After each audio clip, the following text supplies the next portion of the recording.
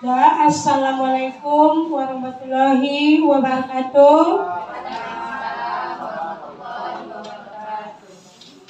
Pertama-tama, marilah kita panjatkan puji dan syukur kehadirat Allah Subhanahu wa Ta'ala, di mana di siang hari ini kita diberi kesempatan untuk mengikuti pelatihan dalam pengimbasan pembelajaran mendalam yang telah kami ikuti bersama Ibu Kepala Sekolah, Pak Cipto, dan saya sendiri.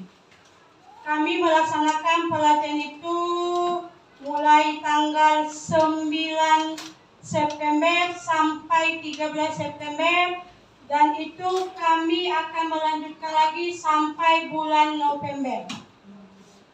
Di sini yang pertama kita kasih kesempatan kepada Ibu Kepala Sekolah untuk memberikan sepatah dua kata dari hasil pelatihan yang diikuti oleh Ibu Kepala Sekolah.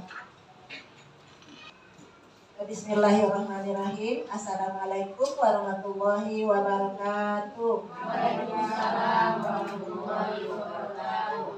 Salam sejahtera untuk kita semua. Alhamdulillah, puji syukur marilah kita ucapkan kepada Allah Subhanahu wa Ta'ala, yang mana pada hari ini kita masih diberikan nikmat sehat, nikmat kesempatan, sehingga kita dapat hadir ke sekolah untuk melaksanakan tugas kita, dan kita lanjutkan dengan kegiatan kita hari ini, yaitu pengimbasan pembelajaran mendalam, yang mana dua orang guru kita sudah mengikuti pelatihan pada tanggal 9 September sampai 13 September 2025 di SDN 22 Hakim Selatan. Selawat baring salam mari kita kirimkan buat junjungan alam Nabi Muhammad SAW dengan mengucapkan Allahumma sholli ala sayyidina Muhammad wa ala ali sayyidina Muhammad. Bapak Ibu yang saya hormati, jadi hari ini kegiatan kita ini merupakan kegiatan lanjutan dari pelatihan yang kita ikuti, ya, yang mana saya beserta dua orang guru mengikuti pelatihan mendalam ini. Jadi hari ini kegiatan lanjutannya yaitu pengimbasan. Jadi saya berharap kepada Bapak Ibu pada kegiatan ini, yang mana kegiatan pengimbasan pembelajaran mendalam ini, jadi ini akan Bapak Ibu laksanakan di kelasnya masing-masing, ya. Jadi pembelajaran mendalam ini akan dilaksanakan di kelas masing-masing. Jadi tolong diikuti kegiatan ini dengan sebaik-baiknya. Kemudian jika nanti ada yang mau bertanya atau yang tidak paham dalam pembelajaran mendalam ini Bapak Ibu silakan bertanya. Untuk kelas rendah 1, 2, 3 dengan Ibu Rafika. Untuk kelas 4, 5, 6 dengan Pak Cipto. Ya Bu ya, jadi kita sama-sama belajar bagaimana pelaksanaannya di dalam kelas kita masing-masing.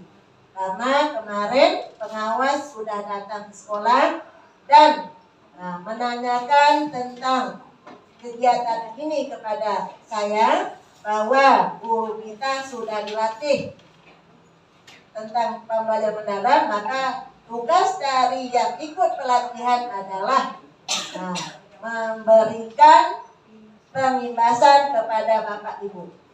Ya Bapak Ibu ya, jadi nanti kalau ada supervisi, yang mana nanti pada bulan Oktober saya akan mulai supervisi lagi untuk semester 2. Jadi semester 1 Bu ya, Jadi itu kita akan laksanakan PMI.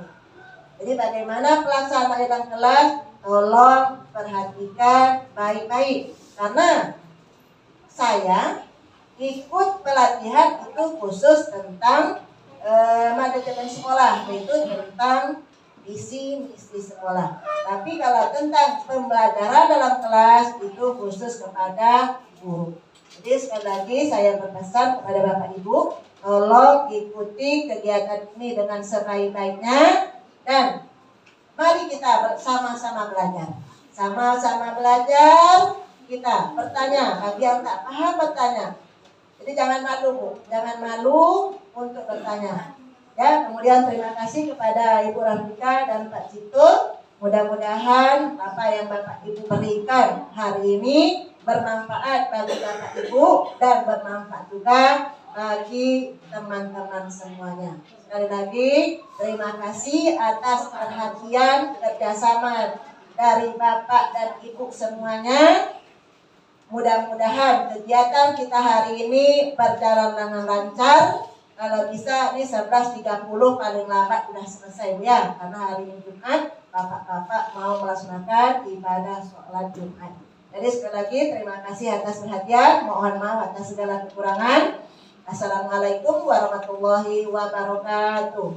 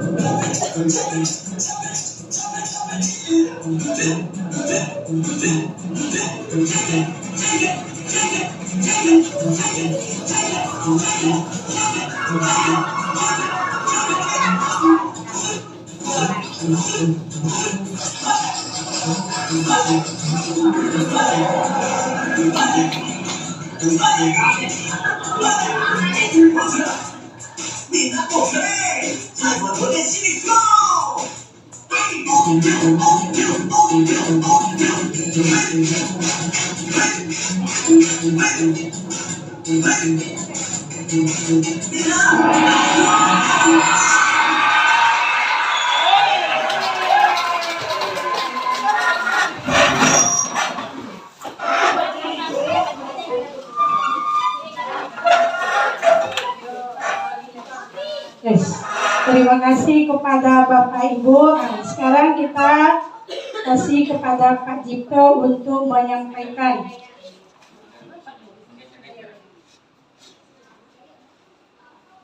Baik Bapak Ibu, mohon izin Ibu Kepala Sekolah, Bapak Ibu semua. Tadi sudah disampaikan Ibu Pika, kami di sini pengimbasan Bapak Ibu, artinya kami tidak mengajari Bapak Ibu. Kita sama-sama belajar. Jadi yang 5 hari kami dapatkan, kami upayakan hari ini bisa terimbas semuanya. Nanti kedepannya untuk lebih detailnya setelah pelatihan ini, modul yang sudah kami rangkum menjadi PPT ini nanti kami berikan ke Bapak Ibu. Itu yang pertama. Baik, kita lanjut. Pika, next. Bapak Ibu, yang kita harus pahami tentang pembelajaran mendalam itu ada 4. Yang pertama kita harus tahu dulu itu pola pikir. Nanti setelah tahu kita pola pikir, lalu bagaimana pembelajaran mendalam ini, terus bagaimana prinsip dalam pembelajaran mendalam, terus untuk mencapai pembelajaran mendalam bagaimana kerangkanya. Itu poin yang perlu kita sepakati hari ini untuk kita sama-sama pelajari. Bapak Ibu, pola pikir itu mindset. Kadang kita kalau melihat sesuatu, orang berbeda menanggapi sesuatu itu karena mindset. Mindset. Jadi Bapak Ibu, mindset itu mempengaruhi tindakan kita, sehingga dari pola pikir kita terus kita melakukan sesuatu melalui tindakan, apa hasilnya? Itu kodrati manusia, Bapak Ibu.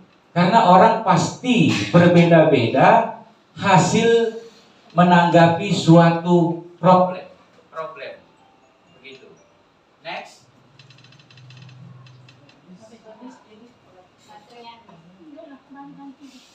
Kemudian Bapak Ibu, kita masuk kepada apa itu PPB dan PPT. Jadi pola pikir itu Bapak Ibu, yang pertama pola pikir tetap. Kita masuk ke pola pikir tetap.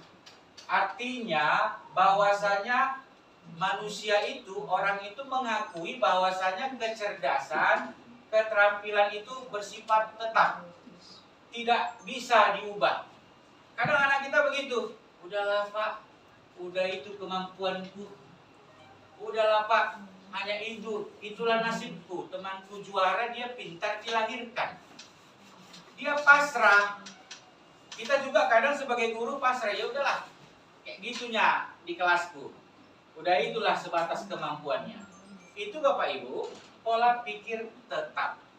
Sementara kemudian ada namanya PPB, pola pikir bertumbuh, yang ini nanti dalam pembelajaran mendalam diharapkan berhasil.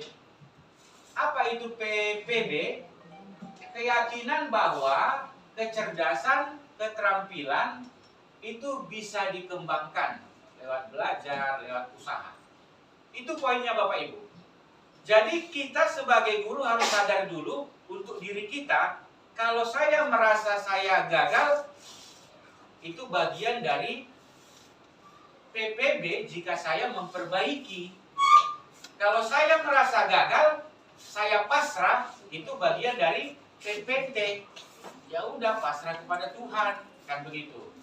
Dalam pembelajaran mendalam kita nanti titik beratkan ke PPB. Lanjut, ada mic, biar jangan terlalu kuat suara saya. Kemudian,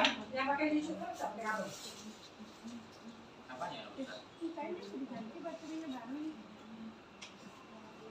Kemudian Bapak Ibu, konsep PPB itu seperti apa? Dan mengapa PPB dibutuhkan? PPB dibutuhkan karena ingin mendorong individu atau khususnya karena kita di sekolah anak didik untuk berani mencoba hal baru, belajar dari kegagalan, sehingga anak didik kita mencapai potensinya, sama seperti kita juga. Nah, kemudian apa itu PPB dan PPT? Saya langsung masuk ke sini saja Bapak Ibu. Kalau PPT, orang yang PPT, nanti kalau setelah pelatihan ini Bapak Ibu bisa melihat, oh ini PPT, oh ini PPB. Tapi jangan dibilang ke orangnya, nanti marah, oh kamu PPT. Satu, merasa minder dia ya, kalau gagal minder. Kemudian tidak berani mencoba hal yang baru. Dia merasa kecerdasan, kemampuan itu segalanya. Dan itu bawaan dari lahir. Lalu, kalau ada yang menyerang dia atau menyalahkan dia, dia menganggap itu ancaman. Ada yang mengkritik dia, dia itu anggap ancaman. Atau kita sebagai guru, ada kita salahkan anak, dia menganggap itu ancaman. Itu yang PPB. Kalau PPB, Bapak Ibu, orang tersebut merasa kalau dia gagal, dia akan mencoba lagi. Kemudian, dia berani mencoba hal baru, karena dia merasa itu ada peluang. Kemudian, dia belajar, berusaha bahwasanya proses itu menentukan hasil. Jadi tidak dengan kepasrahan. Itu Bapak Ibu. Kemudian PPB itu pola pikir berkembang, pembelajaran berkelanjutan, mengatasi kegagalan. Jadi kalau kita ingin mengubah PPT ke PPB, nanti lebih lengkapnya ada di PPT Bapak Ibu PowerPoint. Kita kenali dulu suara PPT itu. Contohnya kita sendiri atau anak didik kita. Kalau kita lihat anak didik kita pasrah, langsung, oh ini berarti PPT. Setelah kita kenali, baru kita lihat apa situasi yang perlu kita tawarkan ke anak ini. Apakah kita biarkan? Kita sudah mengenal suara PPT dia. Apakah kita biarkan? Harusnya Bapak Ibu, setelah kita dapati anak seperti itu, suara PPT-nya sudah muncul, baru kita buat pilihan. Bagaimana anak ini merespon nantinya. Kemudian kita berikan dukungan, artinya penguatanlah kepada anak kita ini kalau dia gagal. Jadi jangan sesekali Bapak Ibu mendikte anak, menyalahkan anak. Kalau kita terbiasa menyalahkan anak, dia akan jadi PPT terus. Karena konsep PBB bertumbuh, anak akan mencapai puncak dia, pola pikirnya itu tumbuh. Artinya apa? Hasilnya apa? Idenya muncul. Jadi Bapak Ibu, harapan saya, apapun yang dibilang anak, mau nyeleneh, mau apa segala macam, jangan langsung kita cut. Karena disitulah, kalau dia nyaman belajar dengan kita, dia akan anggap kita kawannya. Dia akan semangat. Pak, kalau ini nyeleneh nanti jawabannya, itu sudah masuk ke PPB. Artinya dia nyaman, berkembang, bebas dia mengekspresikan. Tapi kalau kita ancam, kita salah kamu, nggak begitu. Besok-besok nggak mau dia berbicara, Bapak Ibu. Ada yang paham, nak? Ini apa jawabannya? Kamu pendapatmu bagaimana? Kenapa? Saat dia mau bertumbuh, kita cut, kita batasi idenya. Nah, itu Bapak Ibu, konsep kenali PPT supaya masuk ke PPB. Itu poin yang penting yang perlu saya sampaikan, bagaimana kita mengubah PPT menjadi PPB. Kalau bisa, saya juga agak berat melaksanakannya di kelas. Tapi kita upayakan Bapak Ibu bahwa setiap ide anak itu dalam pembelajaran mendalam adalah berharga. Begitu Bapak Ibu. Meskipun kita tahu dia salah, nyeleneh apa segala macam, kita tahu. Makanya kita bijaksana. Kalau kita tahu, oh itu PPT dia mau mengarah ke PPB. Kita kasih ruang. Sehingga dia menjadi percaya diri. Begitu. Lanjut. Nah, Bapak Ibu, pembelajaran mendalam ada yang mengatakan kami mau PM, kami mau deep learning. Oh, PM dulu baru deep learning. PM itu bahasa Inggrisnya deep learning, itu sama. Kalau kita mau mempelajari PM, ringkasnya itu ada rumus Bapak Ibu. 8, 3, 3, 4. Boleh sambil dicatat karena nanti ada kuisis di terakhir, yang juara dapat kulkas. Ya. Pembelajaran mendalam Bapak Ibu, ada satu konsep yang dinamakan memuliakan dengan menekankan pada penciptaan suasana belajar, proses pembelajaran berkesadaran, bermakna, dan menggembirakan. Nanti di dalamnya ada olah pikir, olah hati, olah rasa, dan olah raga. Combine-nya nanti di situ Bapak Ibu. Lanjut. Nah, ini Bapak Ibu, konsep memuliakan. Inti dari pembelajaran mendalam itu konsep memuliakan. Seperti yang saya sampaikan tadi. Apapun ceritanya, nyeleneh anak itu, kurang ajar dia, apa segala macam. Kalau kita ambil sudut pandang memuliakan, dia manusia. Itu aja intinya. Sehingga kalau kita sadar, oh dia manusia, ya bagaimana memuliakannya. Kalau dia salah, bengkok jalannya, kasar omongannya, malas belajarnya, bagaimana kita memperlakukan dengan konsep memuliakan. Begini Bapak Ibu. menghargai, menghormati, dan mempertimbangkan potensi, martabat, dan nilai-nilai kemanusiaan. Jadi kalau dia gagal di satu hal, kita lihat siapa tahu dia potensinya ada yang di yang lain. Kita harus hargai pendapat anak kita. Namanya dia belajar, Bapak Ibu. Tentu kalau kita guru, ya kita berusaha semaksimal mungkin kita lebih paham tentang pelajaran daripada murid. Tapi konteks menghargai pendapat murid kita, ini saya sendiri harus banyak belajar. Karena tidak semua murid saya hargai pendapatnya. Meskipun pendapatnya lari dari jalur, ya saya hargai. Artinya kita arahkan, jangan kita cut. Begitu. Jadi ada pembelajaran mendalam, prinsip berkesadaran, bermakna, menggembirakan. Tadi ini sudah. Sehingga pada akhirnya Bapak Ibu tercapailah 8 dimensi profil lulusan. Apa saja Bapak Ibu? Keimanan dan ketakwaan kepada Tuhan Yang Maha Esa, keluargaan, kemandirian, apa lagi? Coba, ini Bapak Ibu. Keimanan dan ketakwaan, keluargaan, penalaran kritis, kreativitas, kolaborasi, kemandirian, kesehatan, dan komunikasi.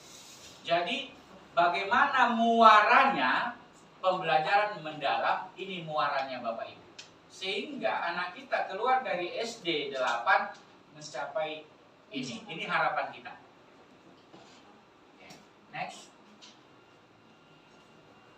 Baik Bapak Ibu, tadi di awal saya sudah sampaikan ada 3 prinsip. Tadi 8, 3, 3, 4. 8 prinsip pembelajaran mendalam. 3 pengalaman belajar. 3, 4 kerangka pembelajaran. 8, 3, 3, 4 ya. Baik, ini berkesadaran, bermakna, dan menggembirakan. Ini kalau dijelaskan detail akan panjang Bapak Ibu. Saya ambil intinya saja. Bagaimana prinsip pembelajaran mendalam ini nanti dituangkan, nanti disampaikan Bu Pika dalam merancang RPP atau modul ajar. Yang pertama berkesadaran. Kita upayakan dalam perencanaan pembelajaran nanti ada prinsip berkesadaran. Apa itu prinsipnya yang berkesadaran? Yang pertama kenyamanan. Yang kemudian fokus dia, konsentrasi dia. Lalu yang paling penting ini Bapak Ibu, keingintahuan terhadap pengetahuan dan pengalaman baru. Nanti kita buat dalam pembelajaran berkesadaran di kegiatan apersepsi sehingga anak merasa, oh iya ya, dia hubungkan sehingga nanti gimana ya, penasaran dia dengan pelajaran kita. Itu inti dari berkesadaran. Anak-anak ini penasaran dengan kita mau belajar apa hari ini. Yang kemudian bermakna. Itu menitik beratkan pada pembelajaran yang kita berikan, materi ini kita hubungkan secara kontekstual sesuai dengan kehidupan nyata. Kadang begini Bapak Ibu, kita mengajarkan tentang jarak lah, contoh dalam bermakna dalam pelajaran matematika. Jarak dari Duri ke Pekanbaru 1000 km. Kita ajarkan ke anak. Sesuai Bapak Ibu? Enggak. Ada anak yang paham, Pak, jauh kali 1000 km. Jadi kita memberi contoh-contoh harus bermakna. Artinya anak ini juga kita berikan objektivitas sesuai dengan kehidupan nyata. Pembelajaran PKN, hubungkan Bapak Ibu kehidupan nyata. Pelajari contohnya tentang nilai-nilai Pancasila. Hubungkan, kamu tinggal di mana? Di dekat rumahmu ada masjid? Cari tahu dulu. Eksplorasi. Di dekat rumahmu ada gereja, bagaimana sikap nilai-nilai Pancasilanya? Hubungkan saja. IPAS tentang listrik, bawa mereka.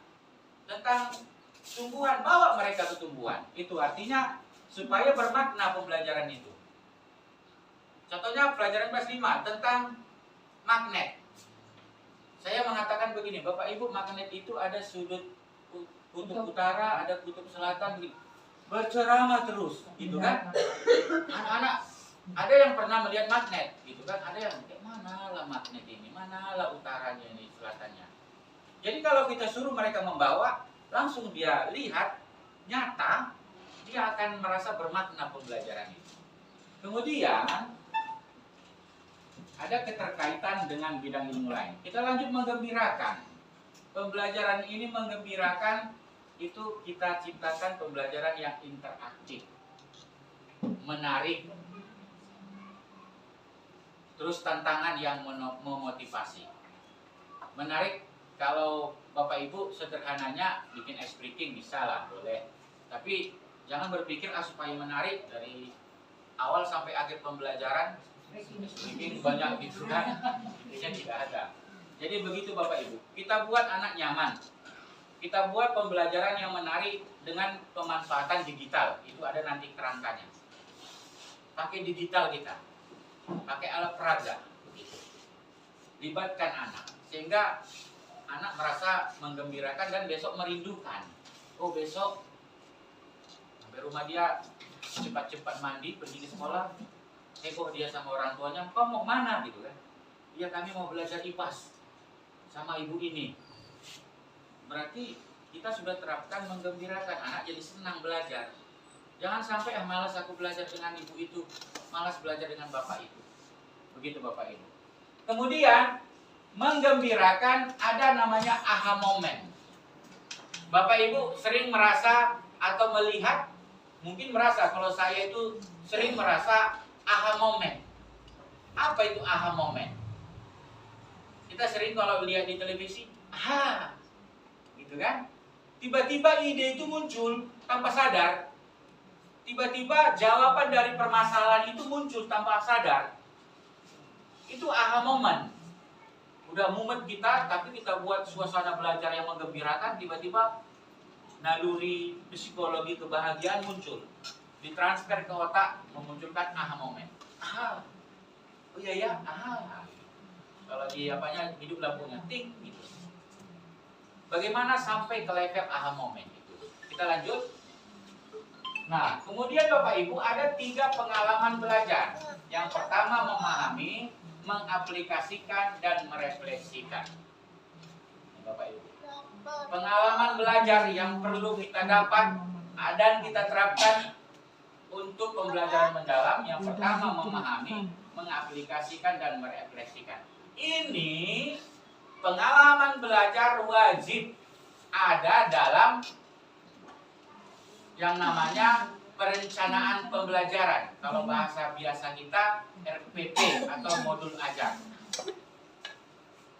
Bagaimana pembelajaran pengalamannya memahami, mengaplikasikan, pada akhirnya nanti sampai merefleksi. Ini tidak hal baru Bapak Ibu bagi kita. Ini pasti ada dalam setiap kurikulum. Merefleksi di kegiatan akhir. Begitu Bapak Ibu ya. Nanti penjelasan lengkapnya ada di modul. Kita lanjut. Ini, memahami. Saya langsung ke contohnya saja Bapak Ibu ya. Nanti jenis pengetahuannya, karakteristiknya. Ini wajib ada kegiatan awal, inti, dan akhir. Nanti tergantung rancangan kita. Tidak harus Bapak Ibu. Kemarin kami berdebat, merefleksi harus di akhir. Tidak harus. Harus sesuai dengan materi kita. Bisa kita ajarkan anak merefleksi di awal, itu tidak harus. Itu tergantung. Tergantung kita merancang. Karena yang tahu rancangan itu kita sendiri. Terkadang kepala sekolah atau penilai itu tidak boleh masuk ke rancangan guru. Tapi guru harus mampu menjelaskan rancangannya. Mengeksplorasi pengalaman peserta didik tentang permasalahan sosial pada pelajaran IPS. Memberikan data kemiskinan serta meminta peserta didik untuk memahami, memberi tanggapan. Artinya Bapak Ibu, anak memahami, kita berikan sesuatu dulu sebagai stimulus yang valid. Jangan kita karang-karang. Kita harus biasakan data yang kita berikan valid, objektif. Seperti jarak.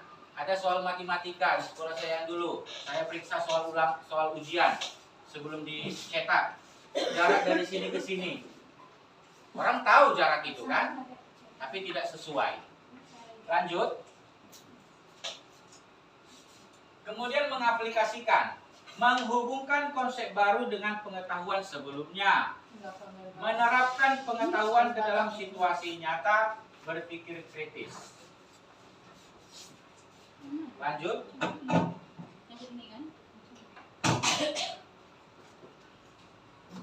Kemudian kegiatan. Baik. Kemudian Bapak Ibu, kegiatan merefleksi. Jadi bagaimana kegiatan merefleksi itu? Bahwasanya di dalam kegiatan refleksi, bagaimana caranya nanti kita bisa buat, apakah dengan jurnal refleksi atau pertanyaan refleksi, itu memungkinkan memotivasi anak didik kita untuk terus belajar. Kemudian melakukan evaluasi diri. Ini dalam kurikulum 2013, kurikulum Merdeka ini selalu ada kegiatan merefleksi. Ini tidak baru lagi bagi kita Bapak Ibu. Kita lanjut. Nah, ini tadi yang keempat, 4 kerangka kerja pembelajaran mendalam. Dimensi lulusan, prinsip pembelajaran, pengalaman belajar, dan kerangka pembelajaran.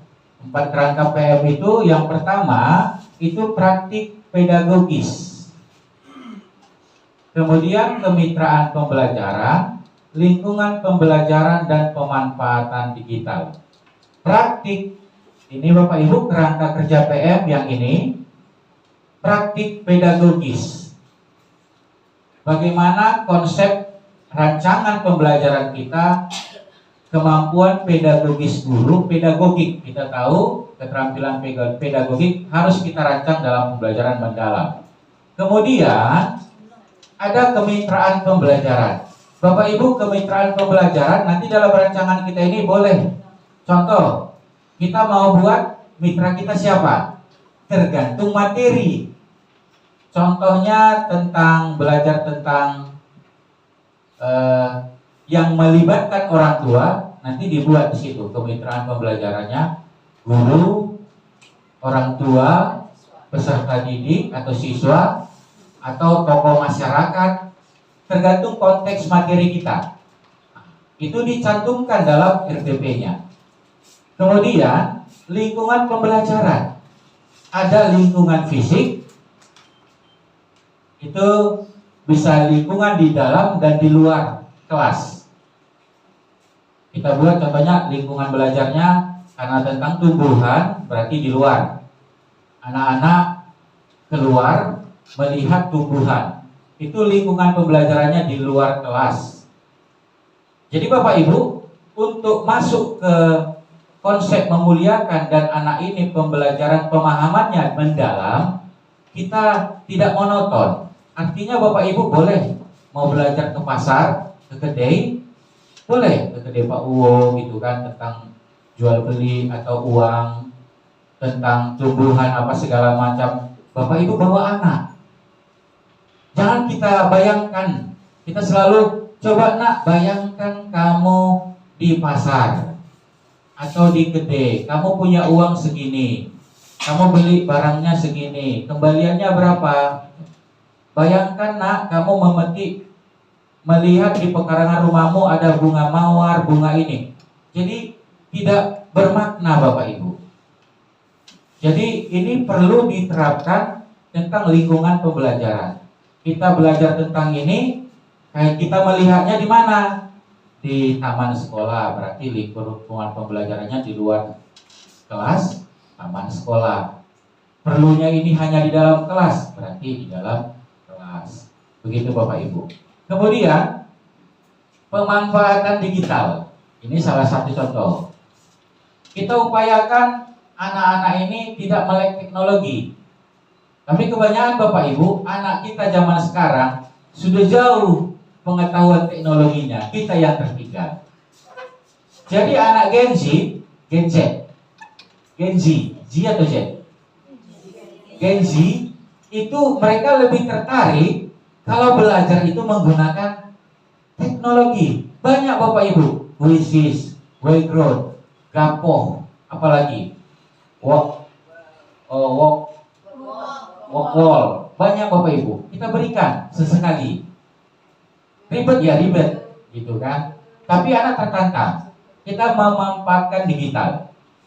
Interaktif boleh. Tapi saya sudah pernah lakukan di kelas 3 pertama di sini. Ada sisi positif dan negatif karena kita tidak bisa paksakan orang tua. Saya berikan soal langsung online. Anak mengerjakan, saya lihat nilai. Karena di sekolah lama saya terapkan itu memang wajib karena saat Covid memang harus pakai teknologi. Nanti lambat laun kita akan upayakan Bapak Ibu. Bila perlu ulangan tidak perlu lagi pakai kertas. Tidak perlu pakai kertas. Sebar link, masukkan kode. Yang sekarang pakai barcode. Anak tidak bisa mencontek. Apa hasilnya langsung terlihat. Artinya itu kita upayakan. Sehingga sesuai dengan tuntutan anak zaman sekarang. Kalau kita mengajar monoton terus, anak akan cepat bosan. Jadi prinsip berkesadaran, bermakna dan menggembirakan itu tidak tercapai. Lanjut. Asesmen, ini yang terakhir. Lanjut Bika. Asesmen atau penilaian itu ada 3 Bapak Ibu. Asesmen awal, asesmen proses, dan asesmen akhir. Kalau kita mau buat asesmen atau penilaian atau bahasa sederhananya soal, kita harus tahu atau harus mengingat 3 prinsipnya dulu. Yang pertama berkeadilan, edukatif, dan objektif. Bapak Ibu ya, berkeadilan, jangan karena dia satu agama denganku, jangan karena dia satu suku denganku, karena dia satu kampung, nilainya tinggi. Edukatif, bahwa hasil belajar ulangan anak saya terapkan Bapak Ibu. Ada di sini orang tua murid ya. Ya, ada di sini orang tua murid saya.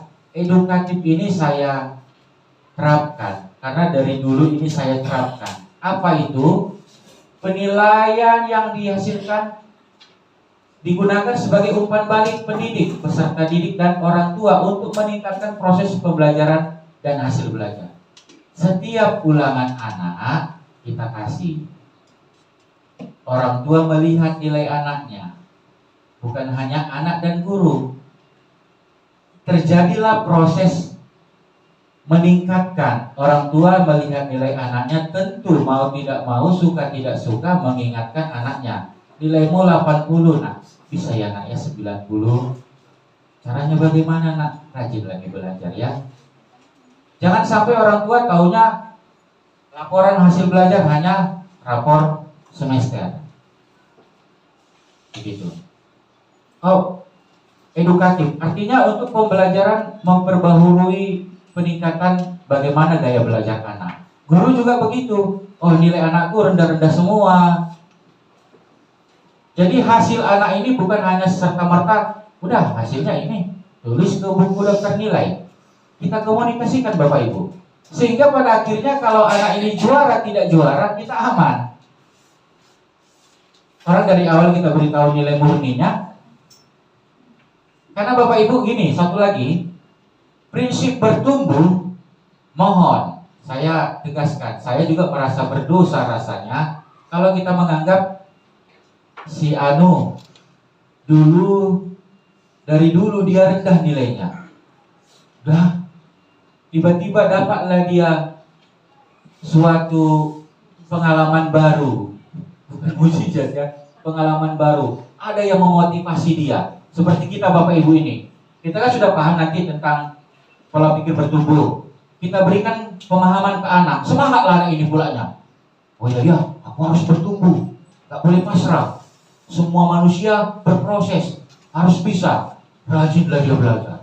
Mati-matian belajar. Nilai ulangannya 90. Kau nyantai ya? Kita bilang. Kau dari dulu nilai rendah-rendah terus. Tiba-tiba tinggi. Nyontek kau kan? Enggak Pak, sampai nangis contohnya dia. Mentalnya mati. Dia dari bertumbuh menjadi tetap kembali lagi. Manusia dalam PPB dia merasa proses. Itu intinya Bapak Ibu. Jadi jangan lagi ada di antara kita kalau anak ini berubah jadi baik langsung kita cap. Kasihan Bapak Ibu. Jangan sampai aku udah bertumbuh tiba-tiba tak diakui. Makin parah. Kenapa banyak orang jahat? Maaf kalau kami di gereja Bapak Ibu, saya marah itu dengan teman-teman. Ada orang masuk ke ibadah, dia udah lama nggak masuk ke ibadah, tiba-tiba masuk ke ibadah, atau tiba-tiba pergi Natalan. Tumben kau datang, robohlah nanti tiang gereja ini katanya. Besoknya nggak datang lagi dia 2 tahun. Dia udah niat baik, udah berubah. Kita doktrin, kita tidak beri penghargaan. Bahaya Bapak Ibu ke mental, apalagi anak kita. Kemudian nilai. Ini nilainya 75. Udahlah, kita bikin aja lah 80 ya. Tolong Bapak Ibu, jangan. Apa hasil anak ini? Berikan sepantasnya yang dia terima. Itu usaha belajar dia. Jangan kita keker-keker. Atau ini baik, nilainya segini. Jangan Bapak Ibu. Berdosa kita. Tidak sesuai dengan berkeadilan edukatif. Kemudian objektif. Penilaian didasarkan pada informasi faktual atau pencapaian perkembangan atau belajar bersama objektif. Sesuai. Lanjut. Nah, asesmen itu Bapak Ibu ada formatif dan sumatif. Ini sering kita salah persepsi. Aku mau sumatif TP1. Tidak bisa Bapak Ibu. Sumatif asesmen itu ada formatif dan sumatif. Kalau formatif ini itu ada as learning, kemudian ada for learning. Kalau sumatif ada of learning. Kalau kita mau ulangan bab 1, udah selesai semuanya modul 1, kita buat apa? Akhir bab habis selesai. Bisa kita buat formatif, bisa kita buat sumatif. Tapi modul 1 kan beberapa kali pertemuan Bapak Ibu itu kan. Kita buat pertemuan pertama. Di bab yang pertama kita buat sumatif TP1. Gak bisa. Karena sumatif itu akhir pembelajaran. Kalau bab sumatif akhir bab bisa, kemudian akhir semester, tengah semester. Tapi kalau TP-TP itu formatif. Formatif itu banyak Bapak Ibu. Bisa kita melalui soal, tanya jawab, segala macam itu udah masuk formatif. Asesmen as learning, asesmen untuk refleksi diri murid dan refleksi proses pembelajaran. Contohnya, jurnal reflektif, self assessment, peer assessment, checklist kemajuan belajar dan lainnya. Kalau for learning, asesmen untuk perbaikan proses pembelajarannya. Contohnya peta konsep, umpan balik, formatif, pasukan observasi dan lainnya. Sumatif, tes lisan, tes tertulis, laporan penilaian. Itu diberikan pada akhir pembelajaran, akhir bab sederhananya. Begitu Bapak Ibu. Oke, lanjut. Baik, cukup sekian dari saya Bapak Ibu. Mohon maaf jika ada salah dan kurang. Untuk rancangan pembelajaran, rekan saya Rafika Duri akan mempresentasikan. Terima kasih Pak Dito atas pemaparannya. Nah, sekarang kita masuk ke perencanaan.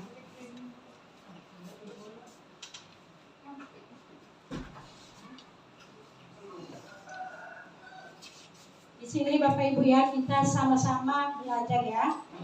Ini contohnya kebetulan waktu tanggal 13 ya.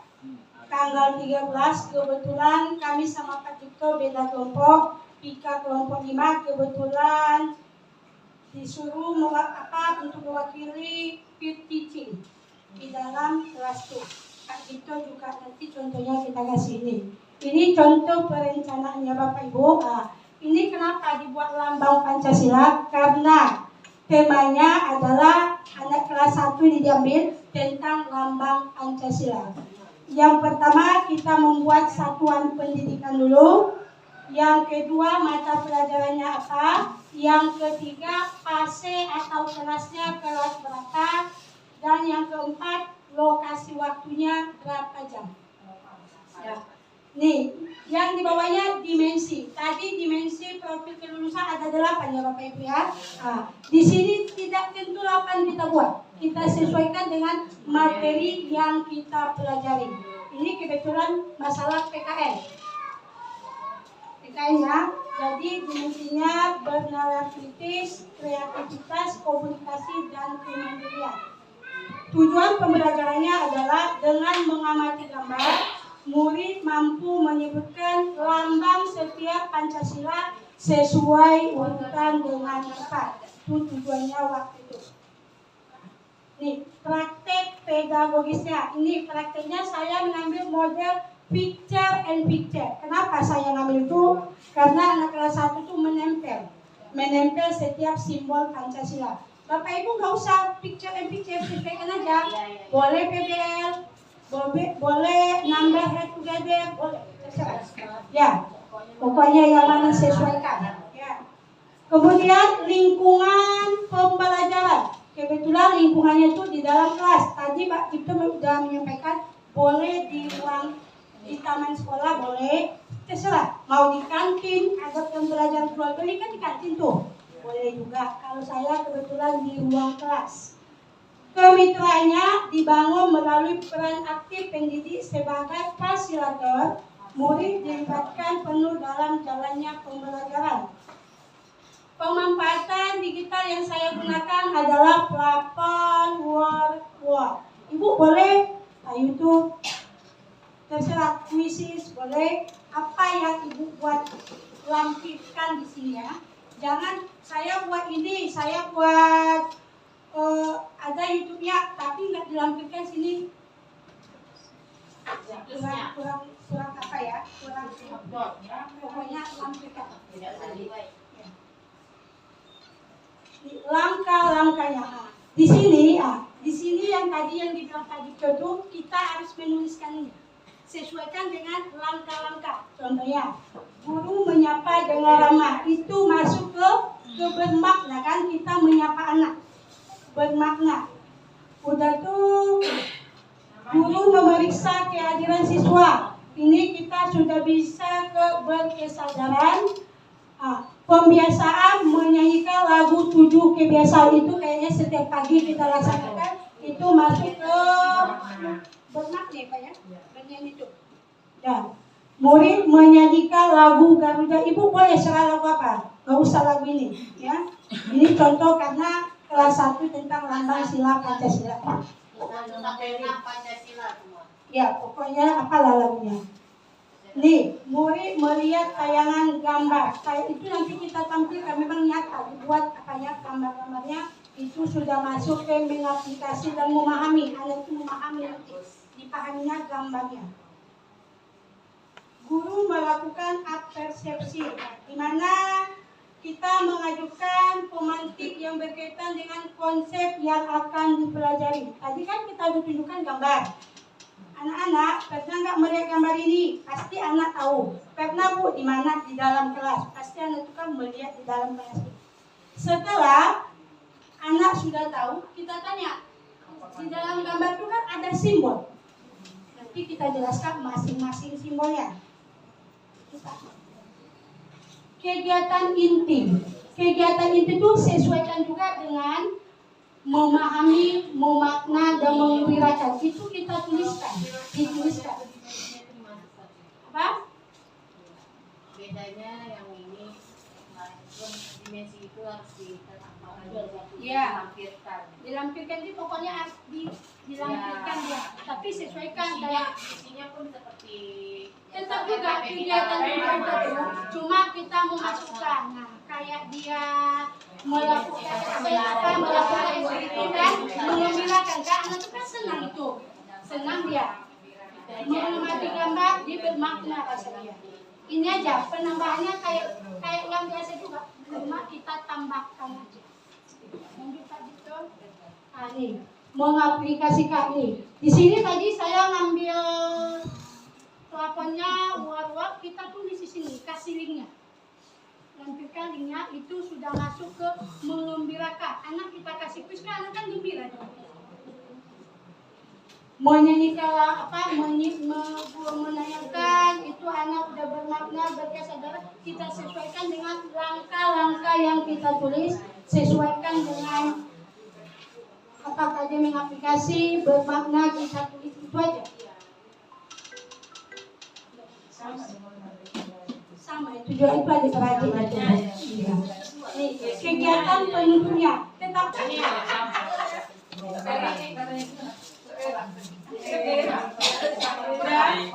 kasih HP yang lain lah dulu. Itu udah play. Udah, kegiatan penutur begitu juga ya Bapak Ibu ya. Kita sesuaikan juga, tadi Pak Cipto udah bilang direfleksi boleh di awal, boleh di akhir, boleh di tengah. Ini Pak Cipto, ini langkah-langkah, ini asesmennya.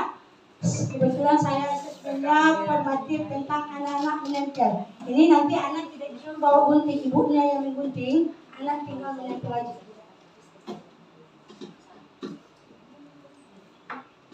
Ini rubrik penilaiannya.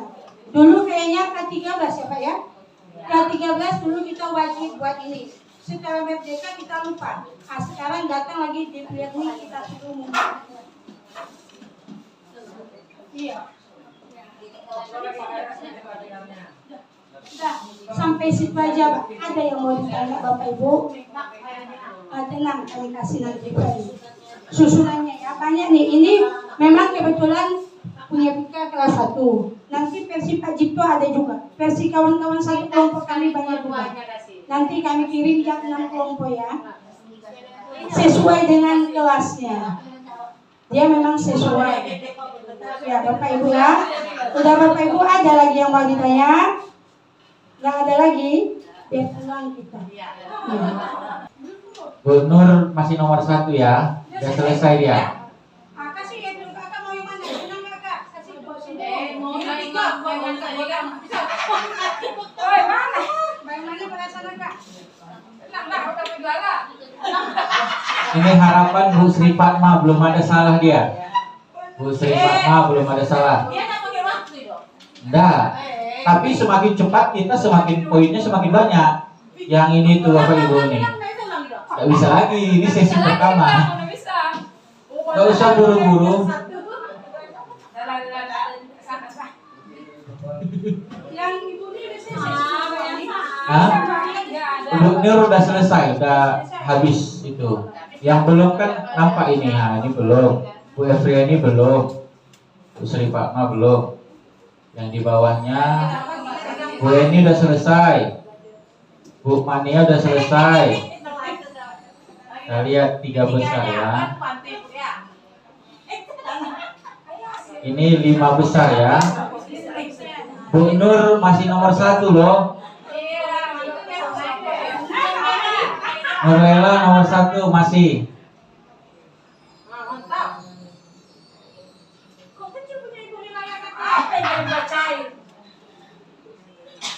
Bu Dharma nggak masuk lagi. Nggak masuk lagi. Ada tereliminasi dia. Bisa punya dua saja foto. Bu Mimi nomor 1. Udah selesai soalnya Bu Mimi. Mudah-mudahan salah semua orang itu nih, biar tetap mau nomor 1.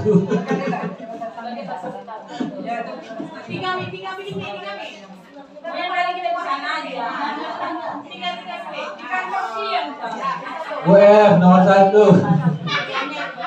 Bu Fatma nomor 2.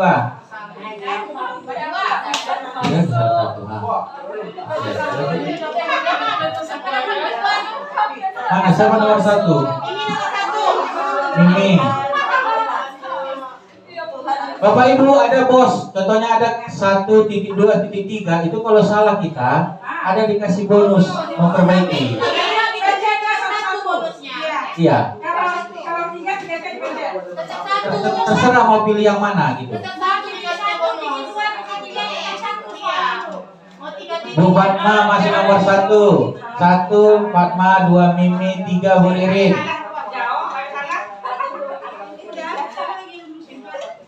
Loh, masih ada. Fajri belum selesai Fajri.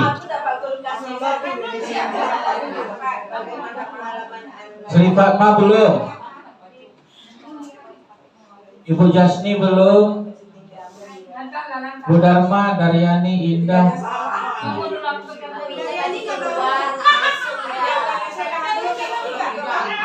Indah masuk itu loh. Lihat aja di.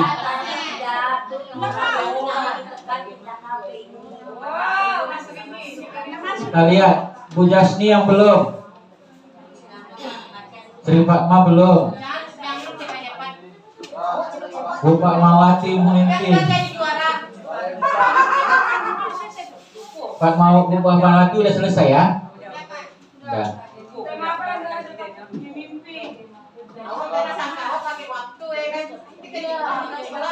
Iya, kalau lebih cepat kita menjawab dari teman kita, poinnya itu lebih banyak. Ya risiko, makanya jangan salah.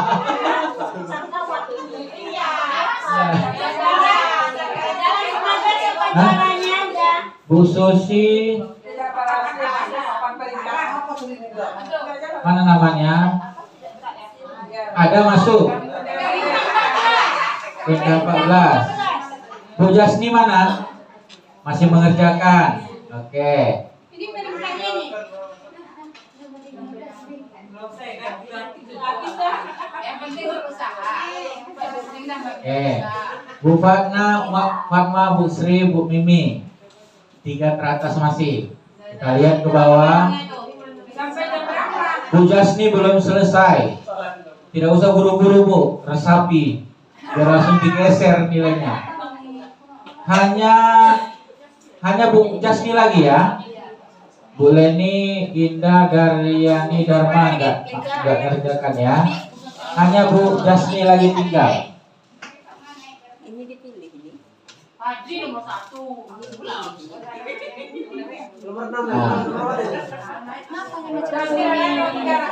Bu Jasni naik nomor 3. Terakhir siap.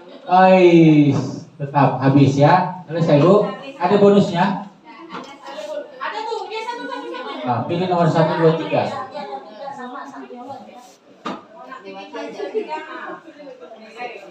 Kalau saya bikin bonusnya 5, 100 semua nanti.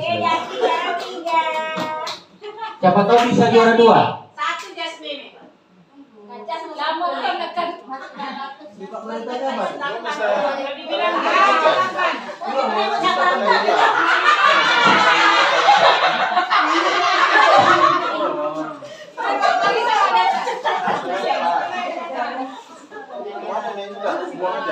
Oke.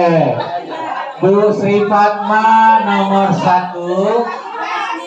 Silakan ke depan Bu Sri Fatma ke depan. Bu Jasni juara 2 ke depan, Bu Fatmawati ke depan. Ibu kepala sekolah dimohon kesediaannya untuk menyerahkan hadiahnya. Ya, difoto. Minjam HP iPhone-nya Bapak Ibu.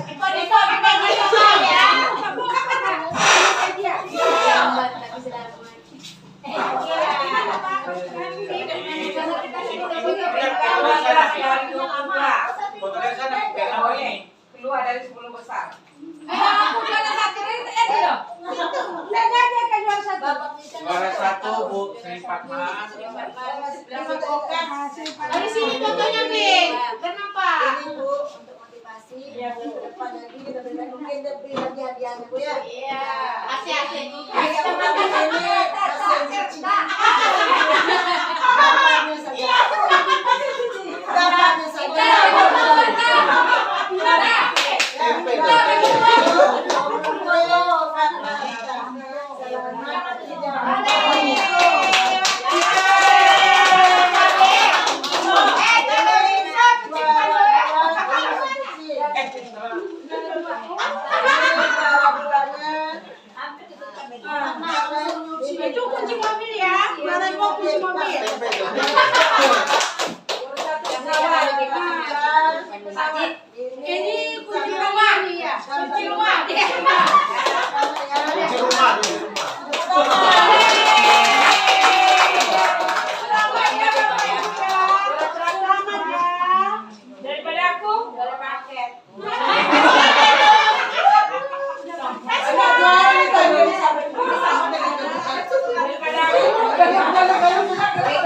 Baik Bapak Ibu, nanti kita buat diskelas boleh sama anak supaya mereka sama anak susah ya.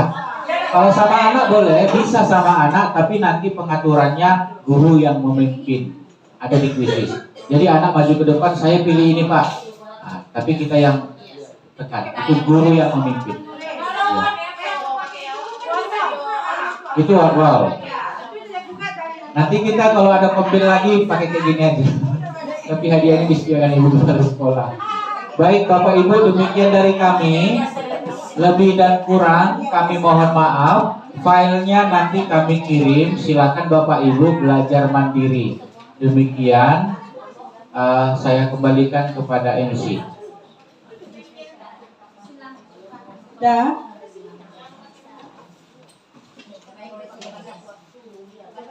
Bapak Ibu, demikianlah acara yang kita lakukan dalam pengimbasan. Semoga Bapak Ibu bisa mempelajarinya di rumah ya.